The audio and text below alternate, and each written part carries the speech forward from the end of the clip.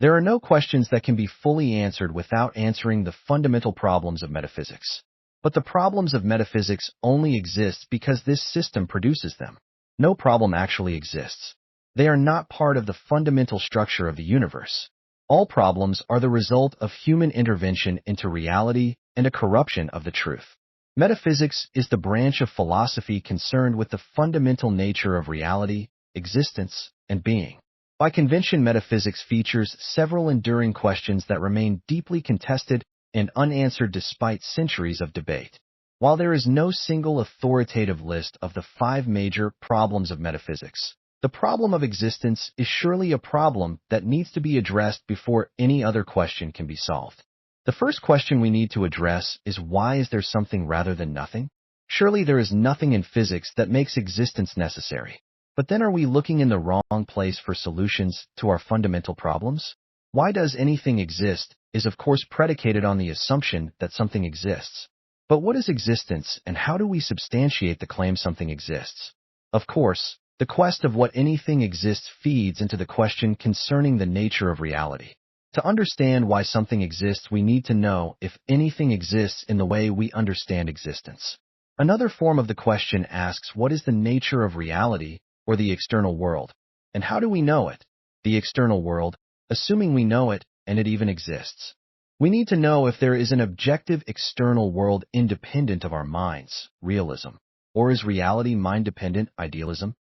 Do our senses reliably inform us about it? Or are we limited to appearances? This ties into skepticism, solipsism, and debates over perception versus independent existence. We must question, how can reality exist outside of the mind? Everything we know and see is inside the mind, but that only causes us to ask where the mind is, if not in reality. And this brings us to the mind/body problem, which is really the ephemeral mind, and the physical reality problem, or even the problem of matter and information. How can information exist in a physical reality?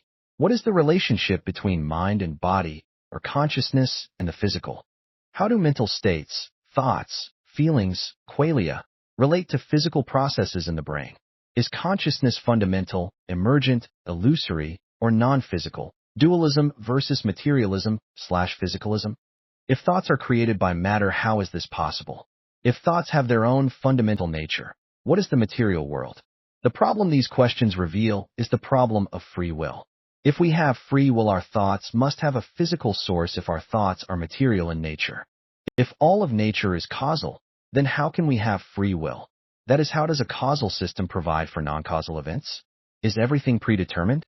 Is the ability to decide an illusion of free will, but actually predetermined from the beginning of time?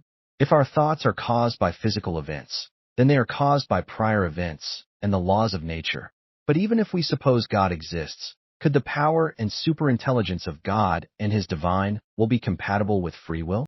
If there is no free will, how can we be responsible for what we do? Is moral culpability possible when there is no free will? This intersects with causation, responsibility, and morality, with no resolved position being found. Oddly, perhaps, this brings us to the issue of time and how things maintain their identity through time. What is a thing, or an identity? There are visible and physical things, but there are also universals, or categories of things. If we have free will, how do we make choices compatible with who we are? How does nature retain its order despite everything being in motion and subjected to a multitude of influences and forces? If an object is composed of 1,000,000 parts, and all 1,000,000 parts of the object are replaced, is it the same object? What are universals? Do abstract universals such as redness or humanity exist? In what form do they exist? What gives us our identity, and what does it mean to have a personal identity over time? What is an identity, and how do we identify ourselves? These questions and others cannot be answered without understanding the nature of causation, the substance of the universe, the nature of modality, or the difference between possibility and necessity, space/time, and whether abstract objects, e.g., numbers, and the properties of objects, truly exist. These issues are interconnected and have resisted definitive answers, partly because they probe the limits of empirical science and human reason. Different schools naturally approach them differently, and progress often involves clarifying concepts we use to talk about these things, because at the heart of all of these issues is the meaning of the words we use. However, all of the arguments we make rest on an unstated and unconsidered assumption concerning the reality we are in. We cannot even settle on the definition of words without clarifying the reality the word is embedded in. There are two realities, not one. What we all call reality is something we can refer to as the one reality hypothesis. The one reality hypothesis postulates that there is a reality that contains all possible realities or states of being. But to be comprehensive, this reality tends to relativize truth. The one reality hypothesis is a relativist conception. Technically, it does not recognize metaphysical problems as valid issues. The only things which have meaning and existence are phenomenological, that is, they are physical and perceptible through the five senses. Relative truth is a lie. There is no such thing as a square circle, nor is there such a thing as a relative truth. Relativism hopes to encompass all truth in the way the theory of cultural relativity tries to incorporate all cultures within a single understanding of what culture is, without excluding any. In cultural relativity, all cultures are relative, therefore, all are equally valid. That is an inherent contradiction, because if all cultures are relative, then it stands to reason that the culture that accepts all cultures as equal is superior to those that exclude all other cultures. But that is the same problem with the theory of existential relativism. If all of reality is relativistic, it cannot contain elements which exclude the relativist position. This is a particularly difficult issue because the position of the one reality hypothesis is such that it excludes the one reality hypothesis, as this theory purports to be absolute in its inclusivity. We find this same problem with liberalism in general. Liberalism claims to be an inclusive position, yet liberals vehemently reject radicalism, which makes liberalism a radical position. All existing things must be consistent to be part of the same reality. Logical coherence creates a unity of mind, or total agreement. Logical coherence means that everything can be deduced from a single principle called a first-order principle. But if everything is relative, there is no room for a primary idea, nor even an objective fact. In fact, if everything is relative, there is no goal to aim for. Every position is as valid as any other position. Relativism promotes itself as a form of unity, but relativism is modularity. Relativity is about being separate but equal. There is no chance of learning from each other as all options are equal in worth. How does a relativistic system begin or emerge? Why is there anything? Why does God exist? What is reality made of? In a relativist system, questions about individual aspects lack significance or context. What is God in a system in which everything is equal and replaceable? What is the difference between mind and body when both are substantially the same? The postulation of a system that is totally all-encompassing turns everything into everything else, and it becomes impossible to identify anything as an entity that can be isolated and discussed on its own merits. If we are cultural relativists, how do we discuss cultures, other than to describe them without interjection any value judgments? If one culture is cannibalistic and another highly technical, the difference is immaterial. Both are perfectly equal and of the same level of merit, according to a culture relativist. If mind is matter and matter mind, how do we discuss how they interrelate? But if reality is not all of one substance, how do we talk about it? The modern liberal argues there is no definition of woman, as every characterization has its exceptions.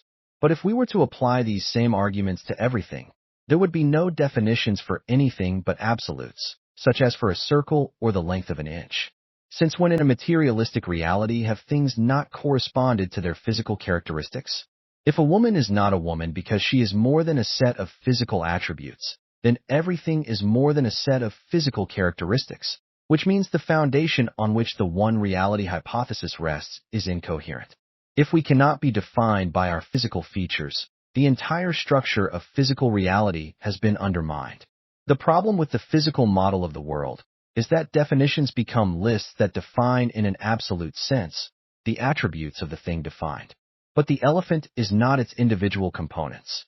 This is why definitions of a woman always fall short, as they must, and why the fact that they do not incorporate the full essence of what it means to be a woman is not important.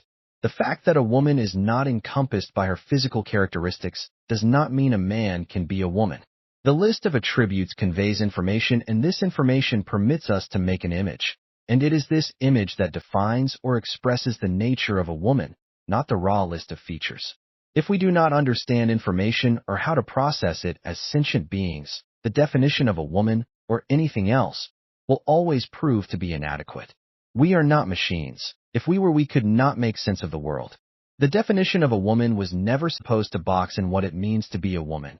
It was supposed to permit a sentient being to identify what a woman is. That is what the concept refers to.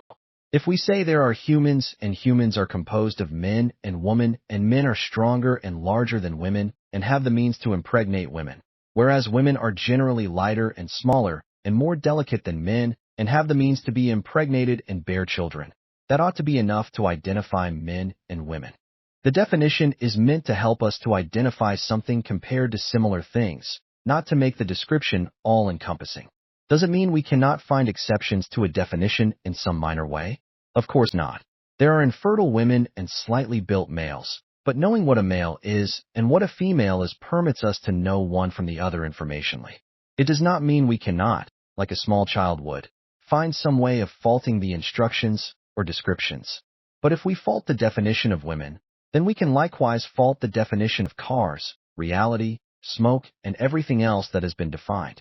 The nature of reality and why it exists and all the other questions that have troubled us cannot be answered if we expect the definition to be the thing. Nor are we able to grasp that which is not the same as us. Everything must have the same origin and yet be absolute in its identity. A woman is a woman not because of what we see or what we say, but because of the image, the information we acquire. A woman is information, as is the world. The world came about because it is information, and information informs. Information provides us with significance, and this permits us to make choices. The point is, we are trying to find what is behind our words and our definitions, but it is our words and definitions that bring reality into existence. Without the word reality and the ideas that correspond to it, there is no reality. All we have is the information about reality, but the information is the thing. Think of the mind/body problem. If we define the body as something physical and the mind as ephemeral or metaphysical, we have a problem. If we define the body and mind as physical, we have a problem. Even if we say the body is an illusion of the mind, we have a problem. The definition changes the information, and our reality becomes problematical because the information is not logically coherent. The body is conceptual, and the mind is conceptual. They are ideas conveyed in words and ideas. There is distinction between them only to the degree we define them differently. What we need to do is to systemize our thinking and our concepts. We need to think about the mind-body problem in a way that is coherent. Physical as a word does not actually mean anything. What appears physical is as much mental as an image of green flying elephants. So, what does it mean to have a mental image as compared to seeing something physical? There is no actual brain in a body. The brain is as much a part of our mental imagery as everything else. Ultimately, it is all information, and the only reason why we have any problems is because of the way we conceive of reality. Reality is information, and information is absolute. The two-reality hypothesis acknowledges there is a reality in which its inhabitants think what they see is real, and that the substance of what they see is universal. But how do we have the perception and the perceived sharing the same qualities? However, information only needs an originator, a recipient, symbols, and a grammar. The information about the object is the object. We have reality because we have information, and we have information because it was spoken into existence by the originator of reality. Everything is information, and the only difference we can see is if the information is originated or received.